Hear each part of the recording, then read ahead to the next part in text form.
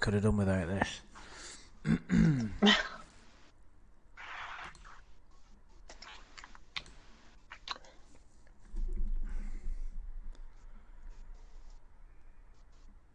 Hello everybody, sorry about that. I must apologise yet again. My shitty internet provider is going to get a very strongly worded email very soon. So I do apologise for the cock-ups. It really is frustrating.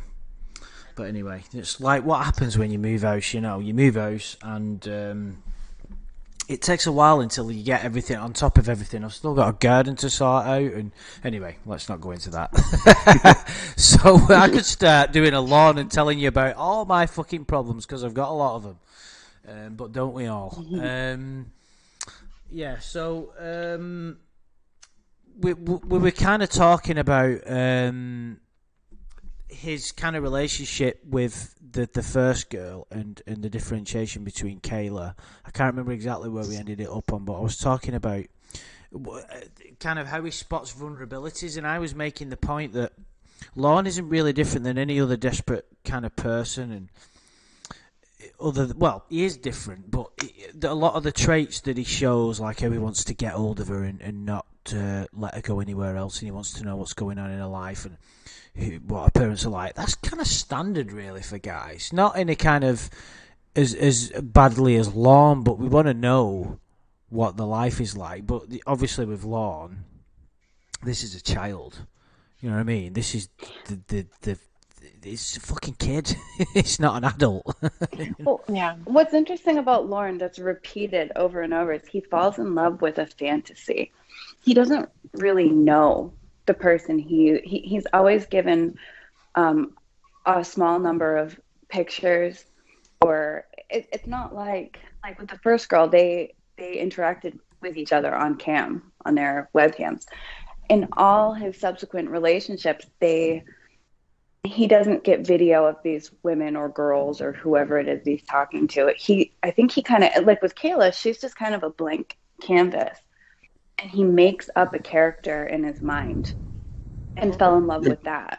Just this blank, empty. That's a great, vessel. a good example of that right now is, apparently, coming to current events, I guess he's talking to a robot now. So talk about a blank slate.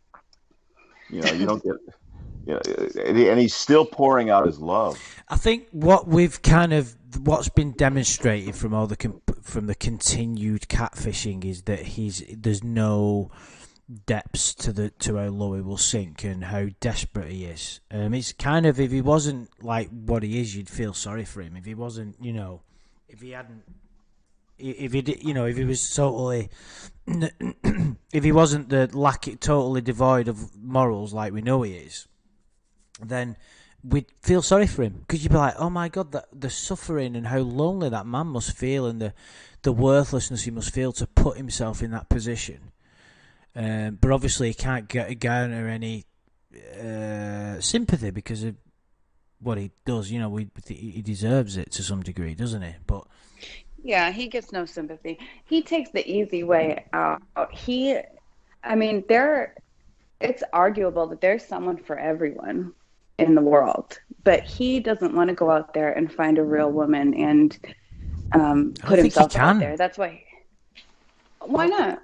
I mean, he could try. his current situation. Because somebody would have to agree. That's why. No. Well, he could try. He could Yeah. try, but he Does he have the confidence to do that? No, he doesn't. No, obviously not. But if he was really that lonely, then he could try to overcome that and try. Yeah, and this is what I talk about in a lot of my videos when I do those, kind of Lornography life lesson things and stuff like that, is that the thing that Lorne never did was self-improvement. We all can improve something about ourselves. We are flawed creatures. It's the nature of being a human, and Lorne has never done that. There's lots and lots of people that do. It astounds me that people don't walk that path. It really does. But there wasn't even a hint of it with Lorne. Most people live a kind of superficial life, and the improvements that they make are very superficial. Someone like Lorne, the only way that his life can get any better is like through grueling hard work and soul searching. Now we know he can't do that. The only way that he can do soul searching is if like some kind of tragedy would be bestowed upon him and he had no choice. But that's already happened, and he still won't do it. Yeah. There's just too many things he has to take an inventory of. Of course, yeah. I mean, it's not just his pedophilia or hebephilia. It's not just that. He's just a horrible human being. You know, he's a thief. He's a liar. He doesn't give a shit about other people's safety. You know, goes out drunk driving all the time. He's just this, you know, the part about being a sexual child predator is just a small part of what's wrong with him. You know, that's the shocking part. And you know, as far as getting someone who he thinks, or who, you know, if he just smartened up and, you know, took inventory and end up reconciling things in his own mind or whatever, I think I've argued this before, and a lot of people don't agree with me, but I think he's got very high standards for somebody who is way out of his league. And what do you're gonna have to explain. Well, every one of the catfish, every one of the, you know, they're all very attractive people, and you know, and again, I can't, I don't want to keep bringing myself back to this to his book. Because I know things will be said about that, but you can see how he describes. Right. What do you think will be said about that? You mean your report? Well, I made a suggestion about that, Andrew, about the book report. The book report can't be done. Listen to this, guys, for him worming out of it. Tell everybody what your idea is. I'd like to do a couple of pages at a time, that kind of thing, where we all do it. But in any event, we all do it. Some Lorne-style deflection there, guys. Absolutely. Exactly. Yes. We agreed to do it. But I think that part of what he wants is for people's perception of him to be a winner, and so he would want somebody who's attractive, somebody who.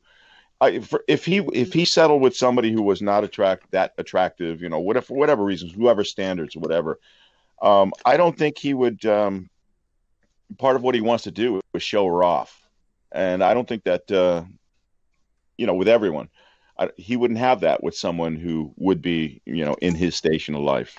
Well, here's the thing, and just something to kind of go against that. I understand what you're saying as far as his standards, because he does want to live in that fantasy. He does want to be a winner.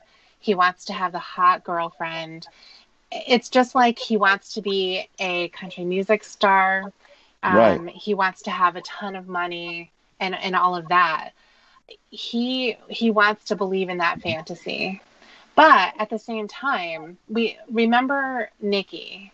And we don't know Nikki, and I'm not here to put her down in any way. But yeah, that cuts against according to what he says, she had bad teeth because she did have a drug problem. And who knows what she would have looked like? Did she look like a model?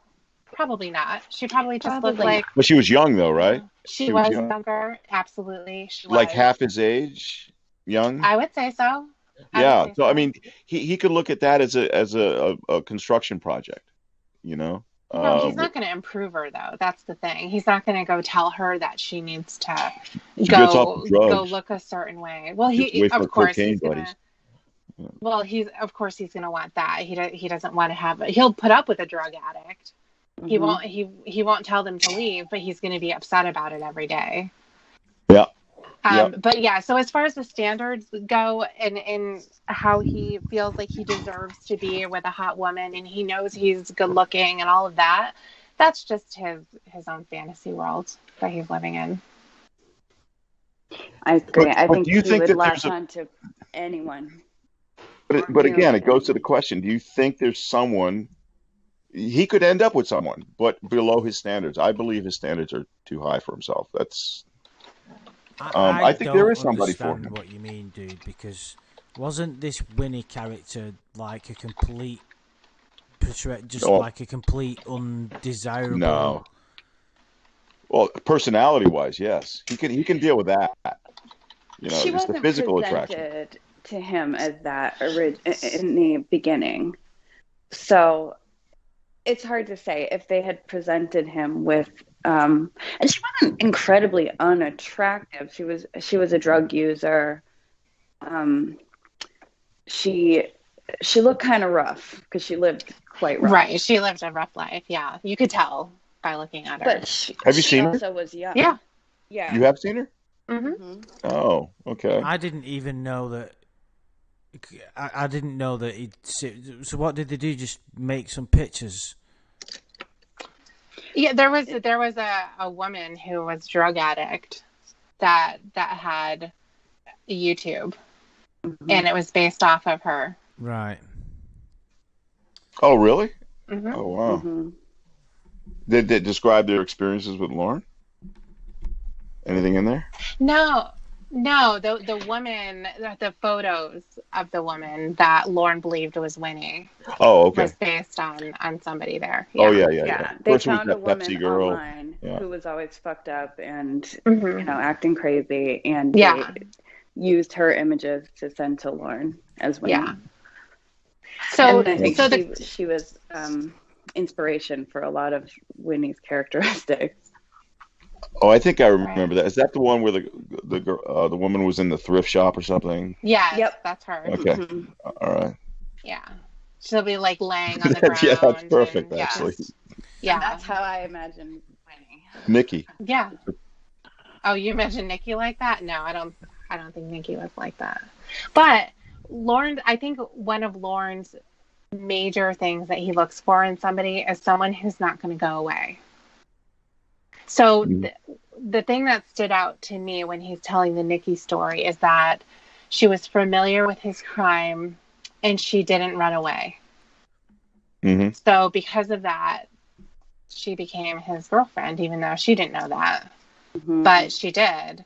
So I think that he's going to be very willing to accept someone who isn't a model, isn't going to be somebody that he can just show off. He's going to be proud of that person because he's going to believe that they love him, and that's really all that he needs. And Lorne knows that, and deep inside, Lorne knows that he's a flawed person.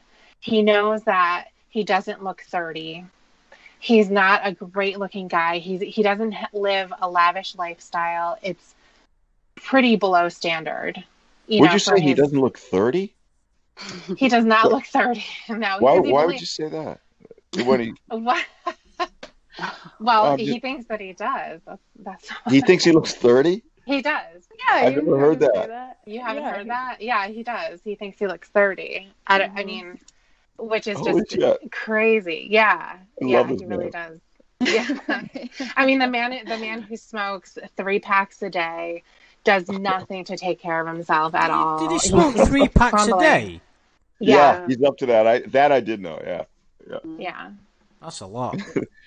I think somebody estimated he had to have a cigarette in his mouth every 4 minutes or something like that. He chain smokes. If you listen to the calls, and I know that sometimes that's highlighted specifically, is each time you can hear him flicking the lighter. Yeah. And it's pretty consistent. I mean, it's pretty back to back. He's doing that, and he's putting coffee in his cup. He constantly is drinking that coffee and smoking, and not outside either. So you imagine he's in this box that he lives in. It's just filled with smoke. He had a chance not to do that. He had a chance to quit for good. He was forced to quit. Yeah. He was forced to quit. Yeah, he was in prison. And then he chose to go back to it. He's such a child that he started smoking immediately when he got out because he was mad that he wanted to defy authority. That's it. By doing that. It's so ridiculous. What authority? Emphysema is the best protest. Right, exactly. The dumbest thing I've ever heard. Yeah, and as Codfather says, he does look like Justin Timberlake. People have told him that. Oh I don't know who these people are, but he really did say that he looked 30-year-old Justin Timberlake. Right, yeah. Good old Lorne. Shit. Always there for a good delusion, isn't he? Incredible. Yeah. He incredible. is great for that. Yeah. Sorry, go on. Yeah, in addition to that, about having a really attractive girlfriend or wife or whatever, of course I think he would prefer to have a supermodel girlfriend. He would, yes. People probably would. And rich, and I firmly believe he's a very subtle gold digger. Well, I think that would bump his insecurity up to the maximum. So I think he would actually be more comfortable having a Winnie or a maybe. Yeah, but he doesn't know that though. Yeah. I think he knows that. I mean, you could hear when he was talking. Yeah, you could hear when he was talking to different women. When he was talking to Debbie, for example, she was a very smart, logical woman. Really? And she was always. Yes. She was. And she was always out, like, on adventures, always running around, going to the beach with her friends and going fishing. She had people who wanted to be around her all the time, like normal people, not drug users like Winnie. And it made Lorne very insecure and jealous. And he was constantly afraid of losing her. And the same with Ramona. She was a young, like, professional woman who had all these successful, attractive people around her, all these friends. She was always going on trips and doing stuff, and it drove Lorne crazy because he was terrified somebody better than him was going to come in and swoop her away. So with Winnie, she had some less than attractive traits and habits, and although he still would get very jealous and insecure, I think he would be more comfortable thinking, that there's not going to be a long line of men trying to come after his woman. Well, he wants somebody who's just going to stay home too. Mm-hmm. He doesn't want somebody who's going to be going out with friends, especially going to a bar, because he knows what bars are like. And he knows what guys are like. So if you go in there, especially as a woman, then you are going to be immediately targeted, and something is going to happen. Yeah. Well, because that's what he did. I'm sure that's what he wanted to in the do. Bar. Right. That's what he wished in his mind. Yeah, we know that he never did though. Well, that was his objective. That was his goal. He wanted to find a woman to take home from the bar. He didn't go to the bar just to drink and have fun and hang out with his friends and do karaoke. I mean, all those things, would go along with it. But what he was really looking for was to find some poor drunk woman he could take home to his floor. Yeah, I think that his ideal woman is a young, model-like looking woman with brain damage. Can you imagine, like, putting that in an advert? Looking for attractive supermodel type with brain damage. Any trauma will do. You're right. I think that was a good way to sum it up. I think you're right. We even did a full stream on Lorne's potential partner, if you remember. I think that was it was about a year ago. We did Finding Mrs. R. It flashed up, actually. Someone put a comment on it the other day. That was great. We've done a lot of stuff. It's quite... anyway, we're still on track here on the chat log. This is just a little bit below where we were talking before when he says, do you wish you were my neighbour? And then immediately, Kayla kind of comes back with, that would be cool, and then he has to look what he has to jump to there. Yes, it would, but if you were, I would have already done all your experimenting for you. You visualize that right there? Isn't it interesting that the creep next door? He's dumbing it down for her, isn't it? Rather than saying, I want to have sex with you, I would have done all your experimenting for you. Because he's trying to sort of bring out, he's trying to create her image of sex. Isn't he? He's got a fantasy leading up to that, though. Living next door to her, sneaking in her window, maybe. I don't know what he's got in his fucking head, but it's more than just that. It's it's everything that's exciting him about that. Her as a neighbor. Oh my God. Can you imagine? I mean, Lorne just moves in, or the neighbors just move in, and Lorne's watching them, the movers bring What stuff. a fucking sitcom that would be. That's that fantasy itself right there is just so offensive and so I don't know how to, so criminal, so evil, you know. Well, just imagine Lorne trying to live in that world. It'd be like Green Acres. Jesus. You know, Lorne's coming in from Cornville, Maine, into this beautiful neighborhood with these huge houses. Yeah. Oh my God. Yes, I could imagine that. And now he hasn't told her he loves her yet, right? Don't think he has. We didn't get the speech about what love is. No, not yet. No, we've got so much. Read ahead. We've got so many highlights to come. It's amazing, you know.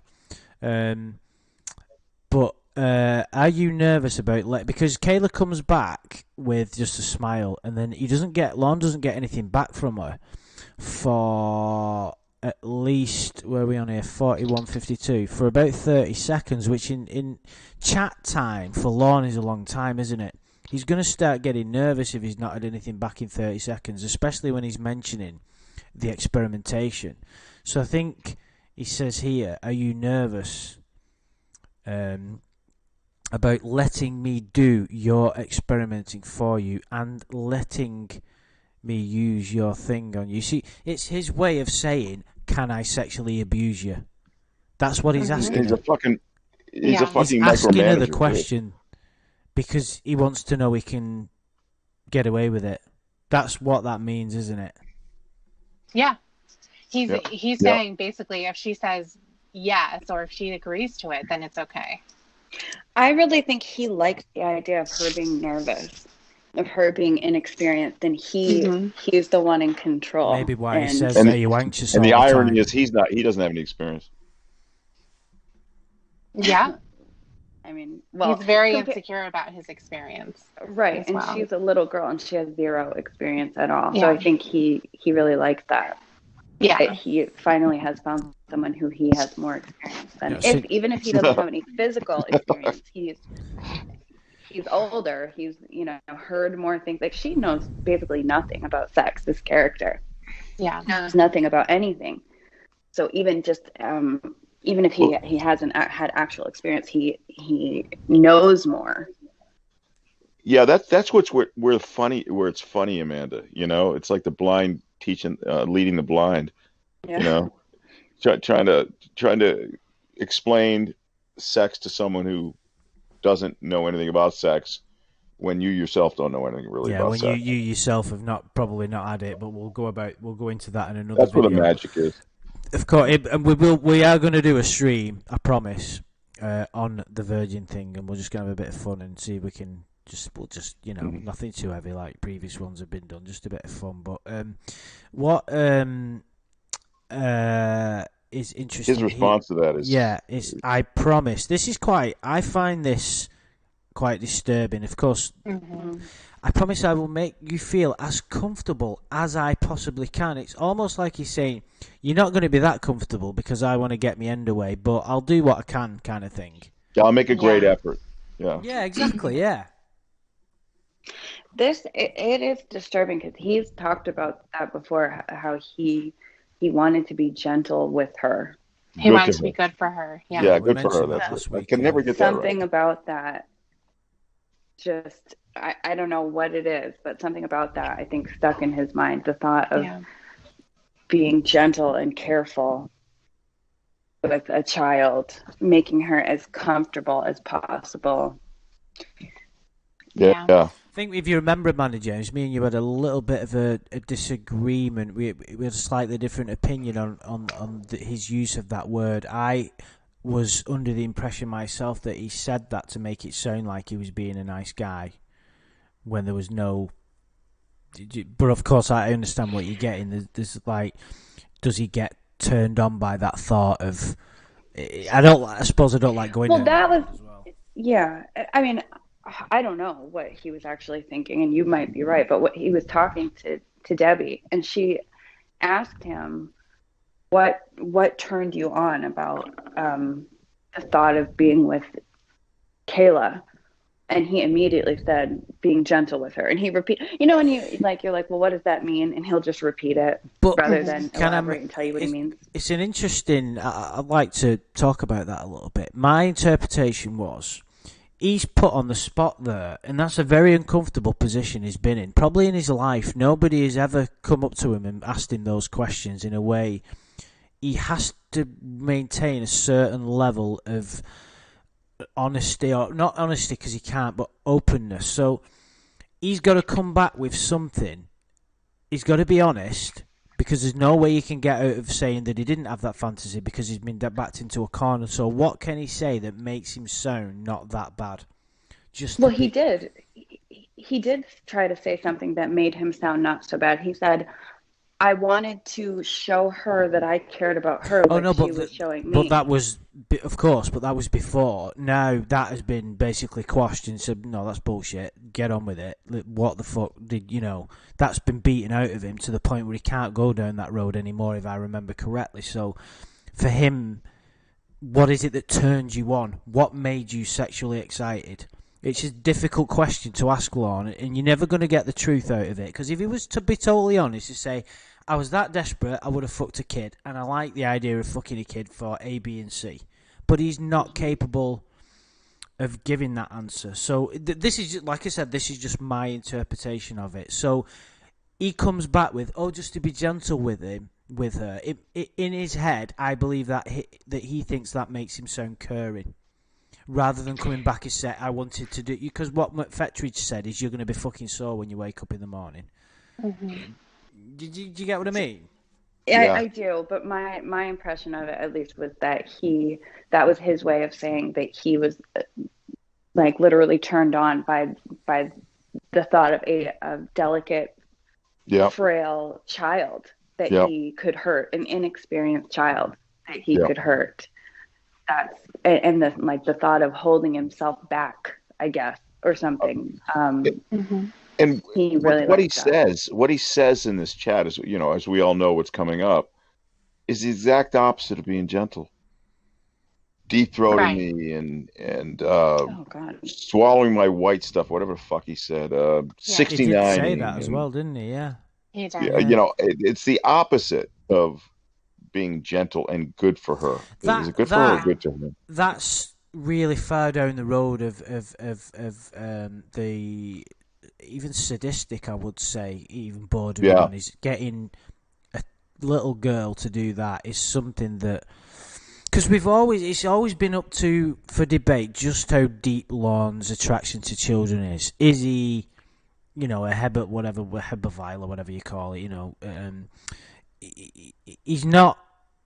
We repeat this. In my opinion, he's not like Dustin McFetridge, but that could just be because he doesn't know how to access that kind of material.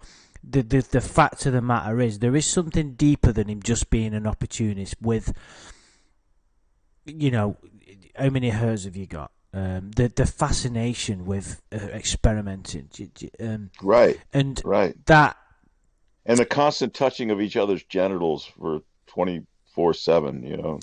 While you're in there's nothing gentle about that. No, nothing. He's got there's no boundaries, and a lot of people, I like Lorne.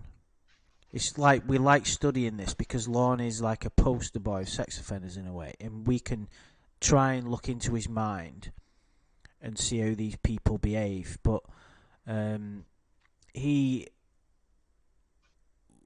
there's no depths to how far he would go. I genuinely believe that in a certain set of circumstances, Lorne would have turned into someone as bad as McFetridge in with regard to his perversions. I don't think he would have intentionally hurt anybody, but I think if he did, he wouldn't give a shit. No, I don't think McFetridge did either. I don't think that he sought to inflict pain on people. It's just that people will do it if it means they get some pleasure.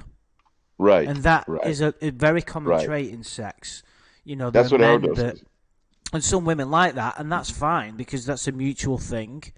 But when you want to get a pleasure rush and you're willing to do that, that's probably what the definition of evil is. Yeah. But Lorne has a special definition. His is stupid evil. I love his stupid evilness. It's just, Dustin is just pure evil. There's some stupidity in it, but Lorne is just so stupid evil.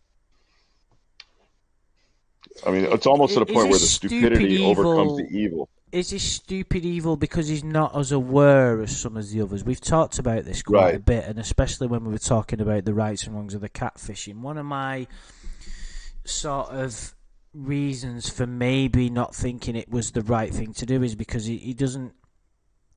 We've always sort of talked about maybe a mental health problem or whatever the fuck is going on. But his level of awareness doesn't seem to be quite there. I know you don't agree with me, Tiffany, on that one. Of course he knows what he's doing is wrong, there's no doubt about that, but when you say stupid evil, you just mean he's evil but he's fucking stupid. Yeah, the stuff he chooses to be evil about are so stupid, Well, I think also is that he goes about it in such a stupid way, but he doesn't realize it. His process. So he does think that he's getting away with stuff. It's like you said, isn't he? He always thinks he's one step ahead. He truly does. Yeah. So, that I think that's where the stupid part comes in, is that there's no stopping him from doing the things that he wants to do. And he's going to do them, but he's going to do them in a stupid way, so he's going to get caught eventually. And make us laugh in the process. And make us laugh, yeah. So I think when it comes to what he's saying here, I promise I will make you feel as comfortable as I possibly can. What Eddie Schmeddy said is he's saying that he won't hurt her more than he needs to. Yeah, that's for his gratification. And that hit home, Eddie. Yep. Yeah, I totally agree. I do too, yeah. Which is quite a disturbing thing to process, really, isn't it? Because it is. I don't think it really gets any worse than that. It's like he doesn't really care. He doesn't really give a shit, does he? All he wants is her consent. And I would say the only reason he wants her consent is because he knows he's not going to be able to do it without it. Right. Yeah. And what he doesn't realize is she doesn't have any consent. So he can't wrap his head around that. He doesn't realize. Right. Yeah, kids or he can doesn't fall in care. love too. Well, we can go down a long road here, but and we have before, about what does he know at this point. He knows that it is wrong to have sex with a child, and he may not be able to explain all of the things that can come along with that, the emotional baggage, the physical damage that can possibly happen, whatever. He's not going to be able to express that, but he knows. He knows that you don't do that. And he doesn't have the willingness to acknowledge that when it's something that he wants. It's just like the drinking and driving. He knows that you can't do it. Everybody knows that. But he does it anyway. Because he's still going to be able to go over Tony's. He's still going to be able to get drunk. Not anymore, he can't. Well, no, he can't anymore. But that was what his thing always was. When he would get busted doing that, he would immediately go his sob story about how he wishes that wasn't a part of his term, that he is not allowed to drink, and he hates that he drove drunk and everything. It's ridiculous. Well, he takes it a step further and tries to make it a noble act. Like when he got caught, he made that situation where I'm not going to let my brother walk 25 miles. I'll take the risk. I'll fall on the sword for my brother. Right. When, by the way, a lot of people are confused about that situation, and I heard the phone call. Everybody thinks that somehow like Roy or somebody was stranded somewhere and he had to go get them and bring them home. No, they were at his house. Yeah. This is the story I got. They were all at his house, and apparently his older brother, or one of his brothers, didn't want to be there anymore because of Roy. So he decided he was going to leave. Mm-hmm. And then that's when Lorne says, "No, don't do that. I'll give you a ride home." Totally different situation, most of us would have said, okay, if you're going to go, I can't drive you, whatever. But it's not a situation where he went out and saved him from the elements, No, he does try to present that like, oh, I didn't want to see my brother walking 25 miles. I don't know where he got 25 miles from, but 25 miles to get to his house drunk. So I got into my car drunk and drove him home and then ran into a house. But it's so crazy that he will say, I hadn't been drinking for hours and hours. Yeah. It's like it was one drop over. Yeah. He thinks that after 1 hour, exactly, one beer is gone from your system. So as long as you keep on track, then yeah.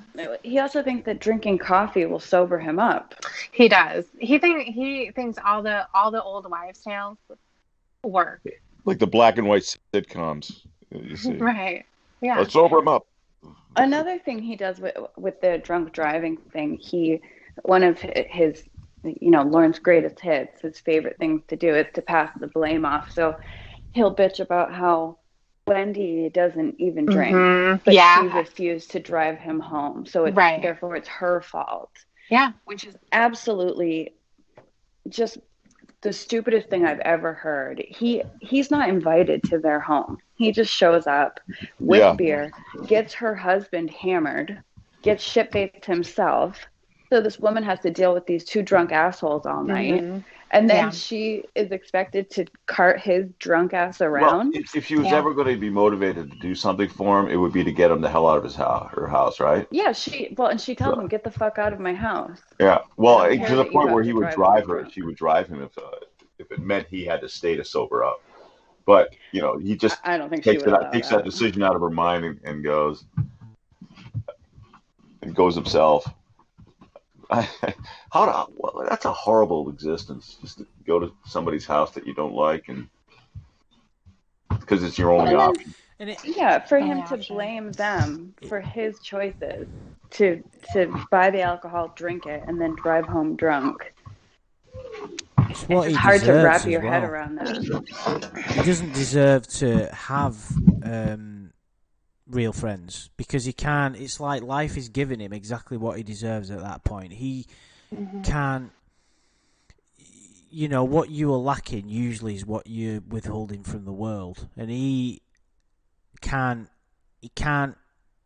He's not brave enough, and he's not good enough of a person to really care for anybody and have a real friend, and therefore he didn't have any real friends. And when you were saying about what a sort of terrible existence that is, it's just the way he's ended up, isn't it? He can't be kind to people. He doesn't do kind things. He's never done a selfie, so he ends up having to hang about with the dregs of society. Yeah, and I often wonder, does he make an attempt to make friends? No, I don't think people like Lorne can do that. I think their reality is very different. I don't think that. But he's talked about that, why he doesn't make friends. Oh, that's interesting. What did he say? Yeah, well, I had asked him one time. I think it had to do with him going and drinking at Tony's and just basically saying, this isn't a good option for you. Because essentially, if you've heard those calls happen, you can hear him at Tony's. I listened to that one the other day, would you believe it? I think it was on Raptor Baker's channel. Okay. As soon as they finish drinking, he's walking out the door. He's not visiting. There's nothing like that. It's like, okay, gotta go. We're done here. No more beer.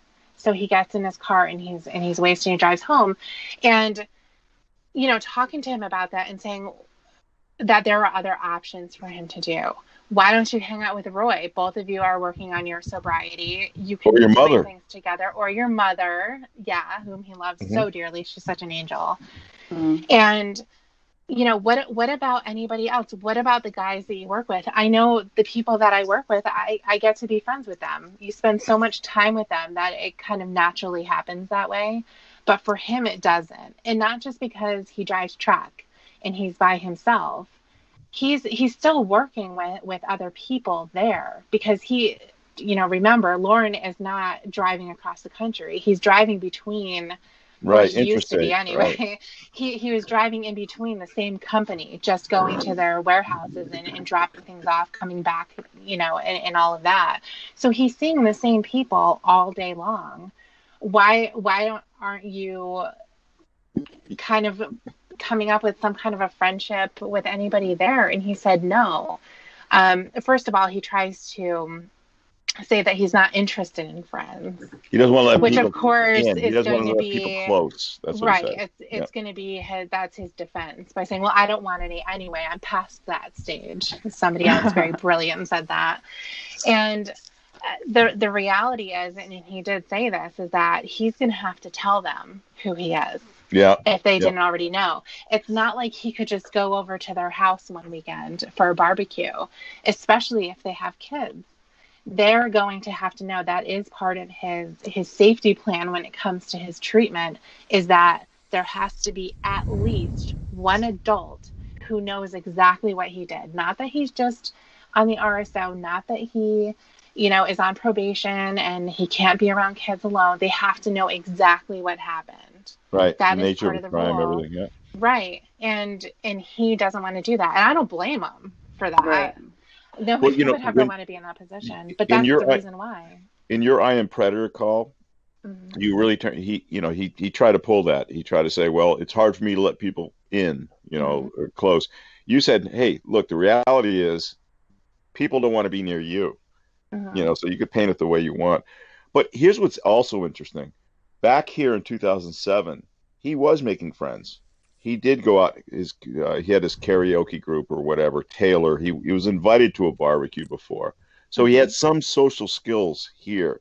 So I think that the RSO thing in his own mind really does cause that the age thing insecurity. as well, dude. Someone just mentioned that in the chat. I think it's what's that?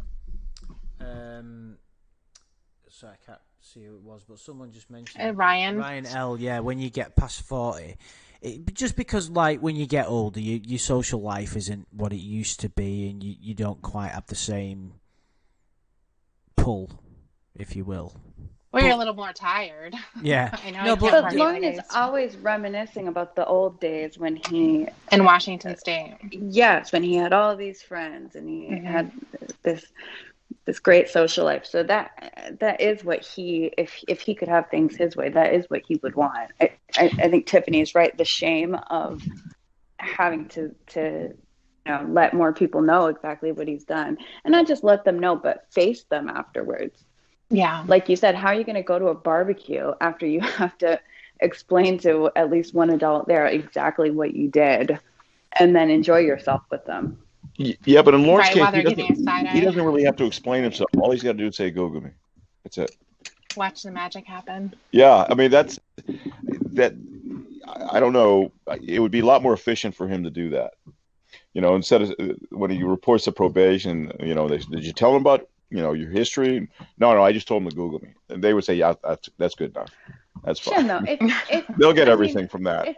Right, and then he's gonna go hang out with these people afterwards, after they Google him and see all of his explicit pictures he's taken and all of the. It must be terrifying for him. Yeah. The word Google, in real life. Just somebody he does not want to be discovered, at least in that end of it. But yeah, so he was able to make friends here during this time, this chat log. But it makes me now wonder about the quality of these guys. I wonder if that's exaggerated too. They're just at the bar. Flies. And he was asked about that. He was asked about that too. Was this guy that was agreeing to buy you drinks all night for your birthday? Was he really your friend, or was he just somebody at the bar, at the karaoke place that would be there every week, hanging out? Oh yeah, come down, it's your birthday. Right. Yeah, and did he really agree to buy him drinks all night? I'm so glad. Well, you not that drinks all night. I doubt it. No. Well, that's what Lorne said. He was. I can understand somebody saying, "I'll buy you a drink." Right. But somebody who just barely knows you, I don't think he would say, "I'll buy you drinks all night."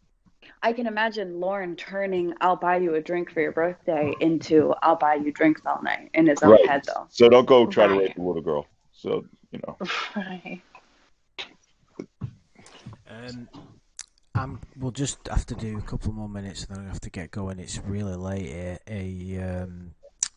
I started a bit later today. There was something on earlier. We've not done it in a couple of weeks, and I do enjoy these every now and again. But I'd just like to say, do you trust me when Lorne asked that question? Because obviously, if he believes that she does, it puts him in a great position, doesn't it? He's like, it does. Do you know what I mean? He's pretty much got free reign at that point. I gave you all my trust. Yeah, if he can gain her trust, like I think he thinks he has, because in Lorne's head, she has done all that experimenting. She has done this, and she doesn't, like we were saying earlier about her being a bit sort of paper thin socially, like not got much going on. It's perfect scenario, for him. So for him to gain that trust, he can get anything he wants then, can't he? Do me a favour though. What's he going to say after that? Do we know? Don't cheat. I already did. Is it don't speak to anybody else? Seriously, no. It's going to be touching yourself. Is that what it is? I already cheated. It's got to be. Look, read it. There's nothing good that happens after it is as well. Don't ever trust anyone else that you meet from the internet. Okay, trust me, because I know I'll always be good to you, but don't ever trust anyone else. Okay, please. Oh my God. I'm the safe guy. I'm the good guy. Yeah. I'm not going to rape or kill you, but anybody else would. Yeah. That is another isolation technique, I think. Like, don't talk to anybody else. They're going to hurt you. I'm the only good guy. I'm the only one you can trust. Yeah. Yeah, he wanted to make her invisible on the IM thing so that no one else would know that she was online except for him. And again, this is not for her protection. This is purely for his isolation. Yeah. Mm-hmm. We could do a stream just on that sentence. Oh yeah. We have. And we probably will do again. Right. But I love that though. Don't ever trust anyone else, like ever as well. He has to emphasize I think he's so excited. What I was saying before about he thinks he's gained a trust. What's he insecure about at this moment in time? It's day 4. So I think he thinks he's at the jackpot, and already he doesn't want to lose it. Yeah, getting her trust gives him the license to do whatever he wants. That's what that means. Yeah. He doesn't want her to leave. Yeah. He wants to make himself the most important. And the only guy. Exactly. Mm-hmm. Right. He's so possessive and jealous. I'm sure at this point he felt incredibly possessive of Kayla and would be, we saw how he reacted when she would hang out with her 13-year-old ex-boyfriend. Yeah. I don't like him. I don't like him. The last line is just so infuriating to me. But don't trust anyone else, okay? I'm good. I fucking hate that about him. That he's the worst motherfucker in the world, and he's warning her about guys like him. It's just. And why is he warning her? I'll always be good to you. Think about the psychology behind it. He knows there's bad people out there because he's one of them, and he knows he's one of them. So he knows what they will do, what he's doing, and that's why that makes him even more insecure. Well, I think in his mind, he sees bad guys from the internet as guys who are going to kidnap girls against their will and rape them violently against their will and beat them up, hurt them, kill them. Lorne doesn't want to do that. He wants to love her. He wants to sexually assault her in a loving way. That he thinks he's a good guy in this scenario by saying that. Oh yeah, he's more than just a good guy. He's a hero. Well, he knows it's wrong. He knows it's illegal. But like I've said before, I don't think he saw what he was doing as the R word. He didn't think of himself as grooming. Because they had feelings. That's why. Right. He justifies everything by, we had these emotions, so everything's justified. Right, and she consented. She was saying, "Yeah, he will." Yeah. Okay, so it wasn't against her will. There would be no violence in it. Yeah, Eddie said it perfectly. This he doesn't see himself as a predator. This is a romance story for him. Yeah, he does see himself very, very differently from everyone else. Andrea said it perfect too. even if he were to land himself in a class with Justin, Michael Patterson, anyone else from the show, he would still feel that he was different. He did stick up for Michael Patterson, though. Remember? He did. He said he were vulnerable also because him and his wife were going through a divorce or something, so NBC targeted him. Mm-hmm. He was a weird fucker, man. He drove like 5 hours. He did. Mm-hmm. I wish they tased Lorne. Yeah, and the Daffy Duck drove. Loads of them drove fucking. Dustin drove 5 hours too. Yeah. Driving him would have been more tricky. And he had a small ass little car too, for his big ass. Wow. Sorry. It's funny. Usually it's Amanda James ripping into Lorne before we've even started. This week it's been Shin, really. Yeah, I know. Wow. So much venom. Sorry, guys. Oh no, we've got to have that. I think it wouldn't quite be appropriate if someone wasn't calling him out severely. Mm-hmm. And on that note, calling Lorne out, I'm gonna have to bail because it is midnight here, and I get up very early, so it's gonna be I need to get to bed basically. So alrighty. I apologise for the internet fuck up again, guys, but these things do happen. Unfortunately, it's kind of like it's been a bit of an effort to get it going at all because I had stuff going on. So I'm afraid that's just the way it is. But thank you for joining me, guys. I do appreciate it. Now, just for a little spoiler alert for everybody for next time. On the 22nd is when he gives the "I love you" speech. Yeah, that's coming up. Oh, yeah, but he explains what love is first. Nice cliffhanger for the next one, isn't it? Yeah. Oh, I can't wait to get to that. I think we might, if it's, I think I might be clear next week, so we might be able to do it depending on your guys' schedule. So we'll see. Nice. We'll sort something out, I'm sure. All right. Yeah, thanks guys. Thanks for everybody in the chat. Like I said, sorry about the mix-up and that, but this is the best I could do. But thanks for coming by. I really do appreciate it. And